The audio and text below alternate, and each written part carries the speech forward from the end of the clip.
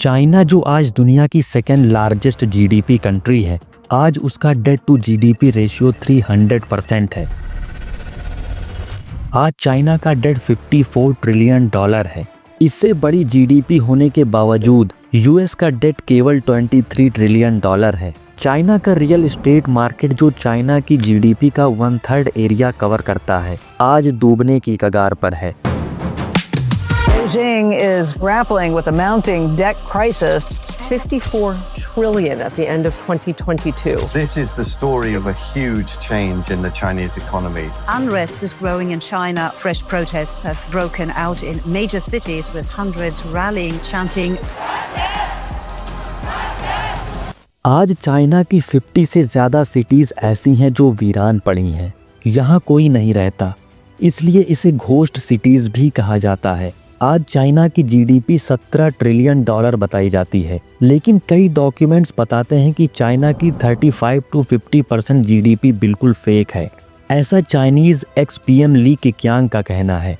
Chinese government ने अपने officials और इकोनॉमिस्ट को धमकाया है कि वो जीडीपी डाउनफॉल और इन्फ्लेशन से रिलेटेड कुछ भी पब्लिक में बात ना करे।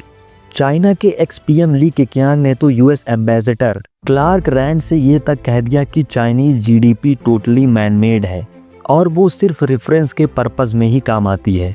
यानी चाइना की रियल जीडीपी केवल 8.5 to 11 ट्रिलियन ही है। 2020 में चाइना ने जीडीपी ग्रोथ रेट 2.3% बताया, वहीं आईएमएफ के हिसाब से ये ग्रोथ केवल 1.2% ही थी। और 2021 में चाइना ने अपनी ग्रोथ 18.1% दिखाया, वहीं आईएमएफ के हिसाब से ग्रोथ केवल 9.2% ही हुई। और बिल्कुल ऐसा ही हुआ 2022 में। आज चाइना का रियल एस्टेट तकरीबन डूब चुका है। आज चाइना की सिचुएशन ऐसी है कि बिल्डर्स अपने फ्लैट्स को सेल नहीं कर पा रहे, जिसकी वजह से आज वो ऐसे एड्स पब्लिश कर रहे हैं जिसमें वो ओनियंस और गार्लिक के बदले में फ्लैट तक देने को राजी हो गए। फिर भी चाइना में हाउसिंग डिमांड बिल्कुल निगेटिव है। चाइना का रियल एस्टेट सेक्टर $5.1 ट्रिलियन का है, लेकिन हर साल चाइनीज़ रियल एस्टेट 8.8% से गिर रहा है।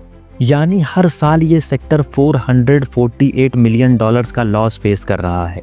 ये अमाउंट मालदीव्स जैसे देश की इकोनॉमी का 30 से 40 गुना है, जिसकी वजह से आज चाइना का डेट टू जीडीपी रेशियो तकरीबन 300% तक पहुंच चुका है।